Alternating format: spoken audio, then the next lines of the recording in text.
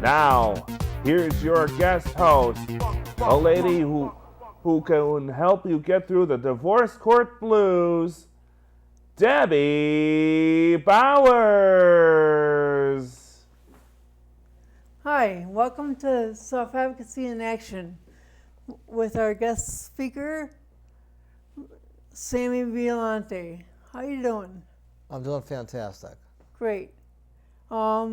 Tell us a little bit about yourself. Sure. I actually grew up in the Tonawanda, Kenmore area, right near a school called Philip Sheridan School. And as a kid, I was running a basketball camp. They used to call it the Sammy V basketball camp, which is my nickname. And I was working with kids at a very, very young age. But my journey moved on. My professional background is I'm a former investment broker. And I used to work with all kinds of people, helping them in their own financial journeys, if you will. Okay. Can you tell us a little bit about your past employment?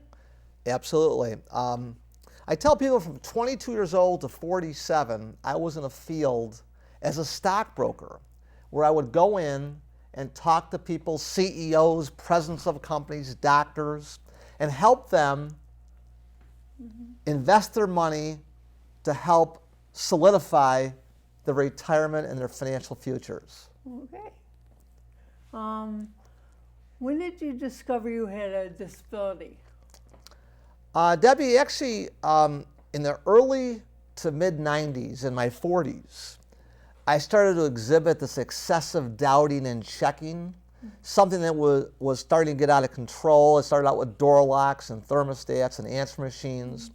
And I found myself in a situation where I couldn't control the repetitive behavior and the checking.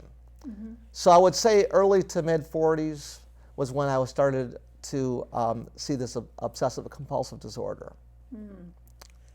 Okay. Can you tell me how it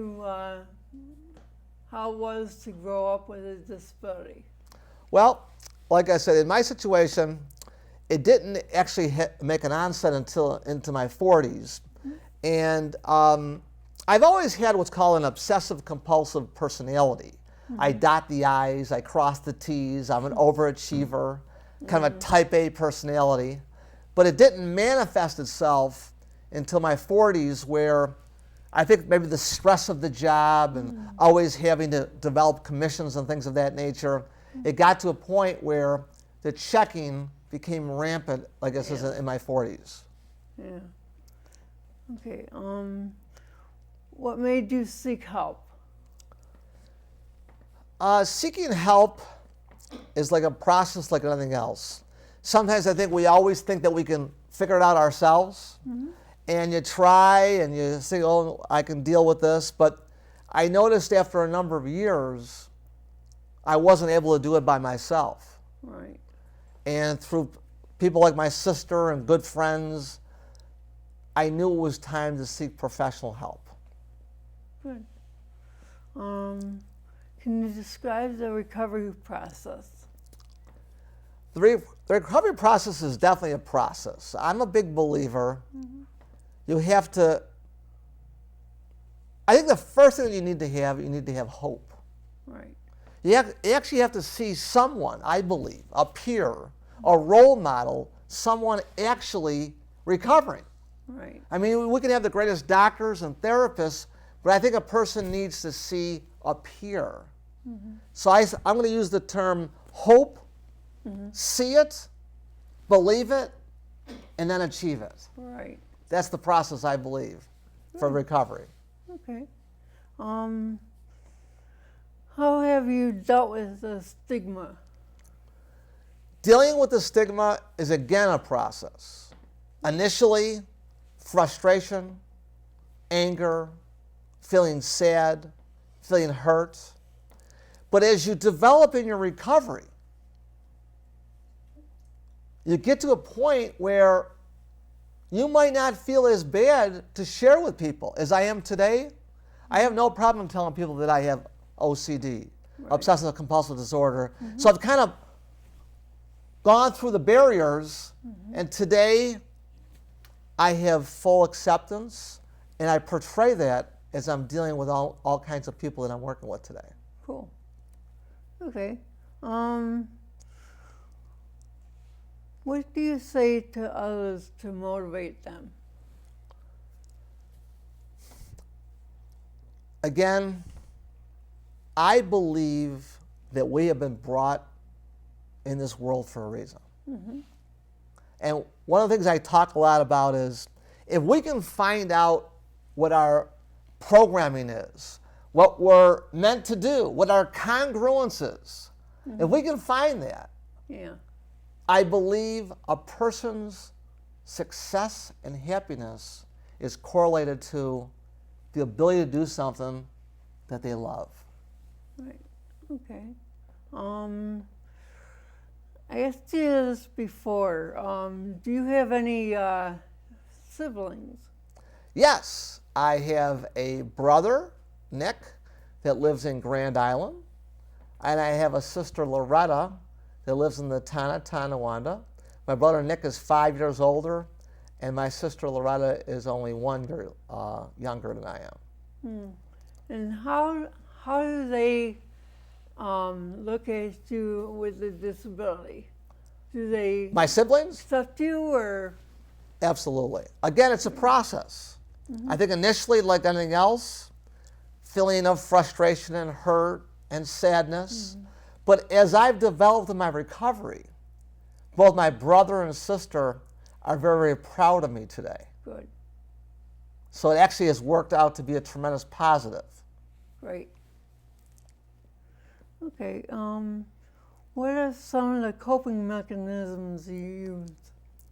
Well, again, in the process, coping, there's a number of different techniques. I actually went to a world-class clinic in Philadelphia, and I learned a lot about exposure and response prevention. And I use a lot of these techniques today. There's a postponement technique, there's a counting technique, there's the ability to move from one situation to another. So there's a lot of things I'm doing, part of what I learned years ago that allows me to manage my OCD. Okay. Okay. What advice would you give To anyone? The advice I give to anyone is I believe, again, that if we can figure out what we love to do, if we can figure out why we might be brought on this earth, I think there's an amazing opportunity to take our so-called disability and possibly make it the greatest thing that's ever happened to us. Okay. How can people get in touch with you? Well, there's actually a website that has been made for me. Very, very simply, it's www.sammyviolante.com, and it's spelled Violante.com. It's an informational website. I don't have an email on there because as I manage my OCD, I try to reduce the layers, but they can call me at area code 716-634-7294. Okay. Do you have any pets? Do I have any pets? I don't have any pets. My wife and I, we live busy lives, and we don't have a lot of home continuity, if you will. So currently, no pets, but I'm out there trying to inspire the world. Okay.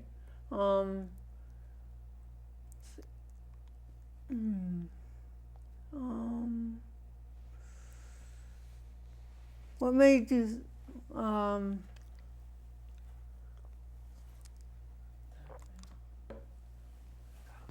okay, we're going to take a break, and we'll be back in about 15 minutes, and we'll talk then. We'll be right back after this short break. Stay tuned for the rest of Self-Advocacy in Action.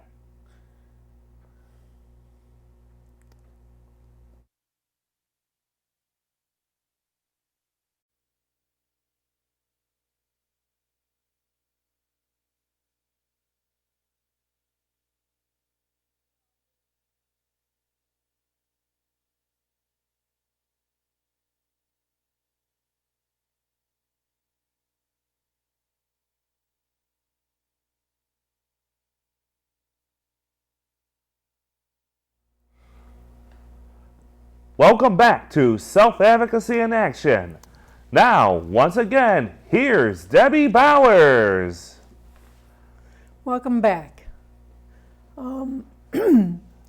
So you said that you wanted to continue to inspire people. Yes.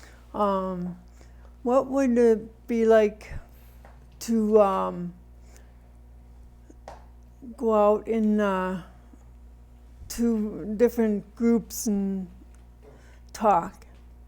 Well, Debbie, what I do is I go out there and I explain to people that I'm a gentleman, like I said. I grew up in the town of Tonawanda, and at a very, very young age, I was doing something that I didn't realize was my passion. My nickname is Sammy V, and I was running a basketball camp in my late teens and early 20s. And I was teaching kids how to play basketball and how to box out and how to do defense and all that. But what I found out that I'm a natural born mentor, coach, teacher, and I love to motivate people. So for many years, I was so excited by doing that when I went to Kenmore West and I talked to the guidance counselors, I said to the guidance counselors, I want to be a teacher. I want to be a coach. I want to be a mentor. And they said, Sammy, you're only 18 years old. How do you know that? And I said, well, it's because of my days at the Philip Sheridan Playground. And I told my guidance counselors how much fun I had. The kids were so happy to see me, and I was teaching them. But unfortunately, back in the 70s, they were dissuading a lot of people to become teachers. They were discouraging them because teachers are a dime a dozen. You're not going to make any money. You're going to have to move out of the area. So I ended up going to the University of Buffalo, School of Management, Marketing, and Finance. And I did very, very well.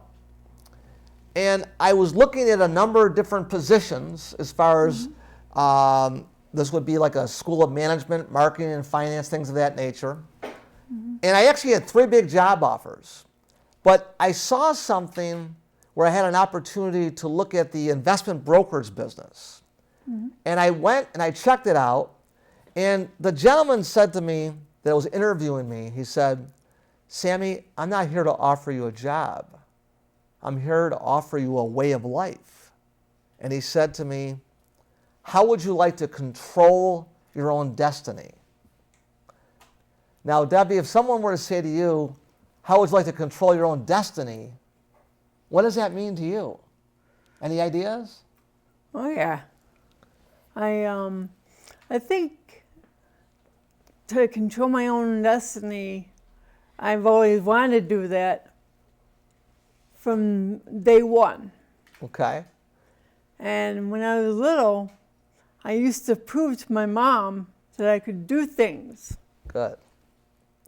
Yes, and so what happened was I had an opportunity. I started out at 22 years old, and I had an opportunity. The harder I worked, the more I sold, the more business I did, it reflected in my paycheck. And so I became very, very successful. I was interviewing, working with all kinds of CEOs, presidents of companies, doctors, attorneys.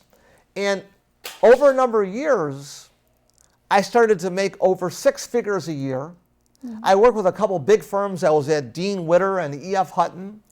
But I really did really well when I went into the bank environment. And I was a broker in the Northtown branch of a bank called Empire. Years ago, before KeyBank and M&T, there was the Big E and Buffalo Savings. Do you remember the Northtown Plaza? Burgers, M&A's? Well, that branch there, which is the KeyBank today, was a Big E. And I was a broker in that branch. And I had about 8 to 10 girls that I was training them. And they used to give me all kind of business, referrals. Well, over a number of years, I developed the clientele of over 1,200 investment accounts. Wow. I managed millions of dollars of people's money. I was making $150,000 to $200,000 a year, and I became the #1 broker in the entire country Wow. for the Empire program. And Debbie, I loved what I did. And if something didn't happen to me in the 1990s, in my 40s, I would never have left it. Wow. But my life changed dramatically. Yeah. And there's a quote I like to use when I share this to people. It's a Norman Vincent Peale quote. And the quote is, "The secret to success in life is not what happens to you. It's what you do with what happens to you." Mm-hmm. Okay? Mm-hmm. And so what happened was, in the early to mid-90s, in my early 40s, all of a sudden I started exhibiting this excessive doubting and checking. Took over my life. Thermostats, Right. answer machines. And I couldn't understand what was going on. Now, I was married for 4 years at the time, and only 3.5 months of my wife at the time seeing her Sammy, her husband, exhibit this behavior. She got scared. I was scared too. But she told me on Christmas Eve of that year, she told me that she didn't want to be married to me anymore. And 3 weeks later, January 17th, my wife left me while I got sick.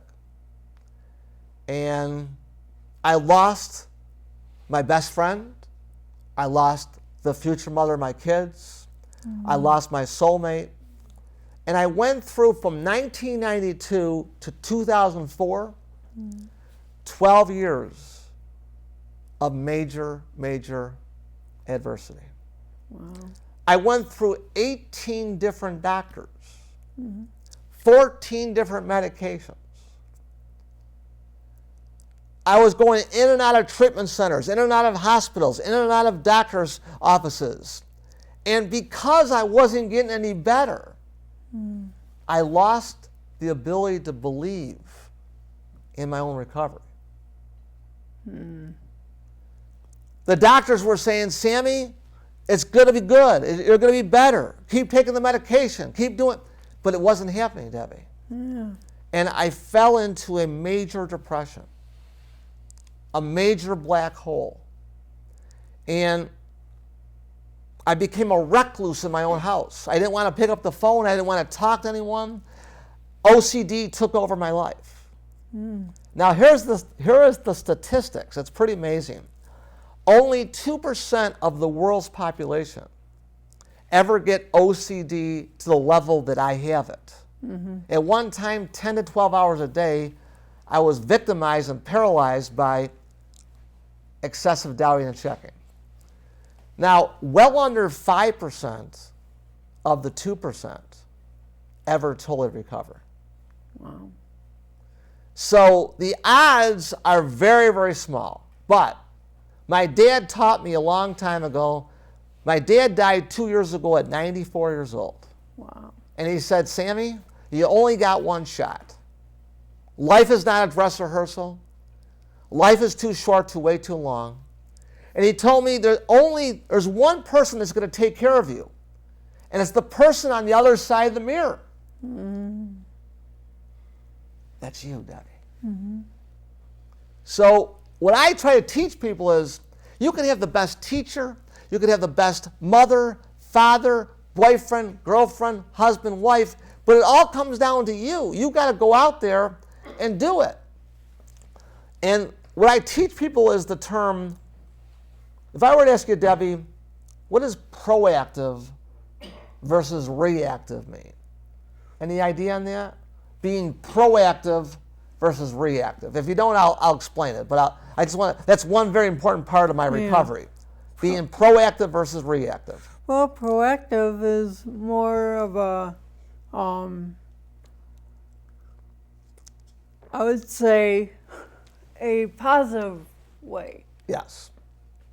Yes. Proactive is you're going to initiate. You're going to try to make things happen as opposed to waiting for things to happen. Okay? And the other thing I teach people about the word settle, S-E-T-T-L-E, settle means to compromise. Means to kind of be complacent or accept one spot. But here's an interesting question. If you settle, can you ever reach your full potential? No. Okay, perfect. So proact versus react, never settle, never give up, perseverance, determination. I attacked my OCD. What I did, I ended up going to a world-class clinic in Philadelphia. I lived there 3 different times, 6 to 8 weeks at a time, and I took a very intensive boot camp of exposure and response prevention. I've learned a lot of tools that I manage my OCD today. Wow. I have become my own self-advocate. Yeah. Okay? And so by doing that, I now have been able to craft a whole new life. Now, at 50 years old in 2003, I took a legal pad out. Philadelphia said, Sammy, you're probably better not going back in the investment business anymore. You need to start a whole new life. And they said, find some positive activity outside of the house. What I did, I took my legal pad out, Debbie, and what did I tell you? I told the guidance counselors I wanted to be a teacher. I wanted to be a coach. I wanted to be a mentor.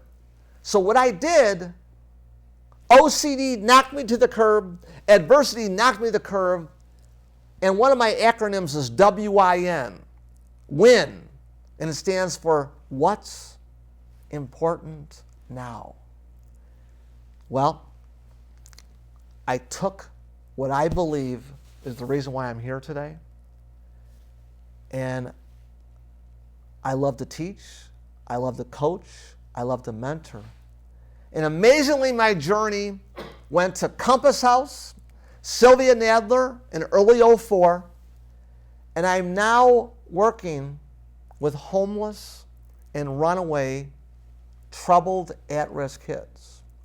The journey, Debbie, started in early '04. This February will be 9 years. Wow. At Compass House alone, I have impacted over 3,500 kids. The journey went to Gateway Longview, Big Brother, Compeer, Cradle Beach Camp, Camp Good Days, St. Greg's Youth Ministry, Make-A-Wish Foundation. Wow. It continues to grow. I literally have found my passion by being in tune with what I love to do. Now, let me share this with you because it's a very, very powerful part of my story. What if I told you, since I've been doing this amazing work, I'm going to say God's work, because I'm working with kids that don't have any mothers or fathers in their lives. And I don't mean to be racial. A lot of these kids are African American and Hispanic. I'm Caucasian. So I don't know this culture, but I've learned a lot about it. We're helping turning people's lives around. But since I've been doing this work, what if I told you I no longer see any more doctors? What if I told you, since I've been doing this, I have now been in treatment for almost 10 years? That's awesome. And what if I told you, since I've been doing this, I no longer take any medications? That's awesome. The moral of the story is I teach people, find what you love to do. You only got one shot. We only got one shot. Right. Find what you love to do. What's going to happen, Debbie? Think about this. When you do something that you love to do and you enjoy doing, what's going to happen to your mental health? It's going to be more, It's going to go good. Yep. And whatever you're dealing with, whatever adversity you're dealing with, when you're doing something that you love to do, guess what? Your mind gets away from all the problems and you're focusing on things that you love to do. Well, the story goes to another level. '04 to '09, it was all the kids. All right? In '09, I now run a major OCD support group. I've impacted hundreds of people that have OCD and mental health problems, turning their lives around. And then I was asked to do talks. That's great. You ready for this, Debbie? What if I told you in the last 4 years, and I want to share this with the audience today, I have now done over 1,000 presentations. Mental health facilities. It could be anywhere. Drugs, alcohol, developmentally disabled. It doesn't matter. Whatever your adversity is, I've been able to help people turn their lives around. And so, how about if I tell the audience today that my OCD that took my marriage, it took my profession, and it took my essence. I was in a major black hole. I was in a major depression. I was on the brink of suicide. What if I told you that my OCD today has now become the greatest thing that's ever happened to me? It's awesome. How? Well, I believe this. I believe that whatever your adversity is, let's focus on things that are positive. And let's be proactive. Let's not settle, and go out and do something that you love to do, and you might be able to craft the life that you've always wanted. Okay, well, we have to wrap it up a little bit. So I just want to touch on some of the things that you said, and I think you're inspiring, very inspiring. Thank you. And I wish we could have a lot more like you on that. So, Well, I believe a lot of people, if we can light their internal flame, we'll get a lot more people out there to inspire other people. And we all can move forward. okay. Self-advocacy in action. This is Eric Bazan speaking. Self-advocacy in action is a Westward Sands production.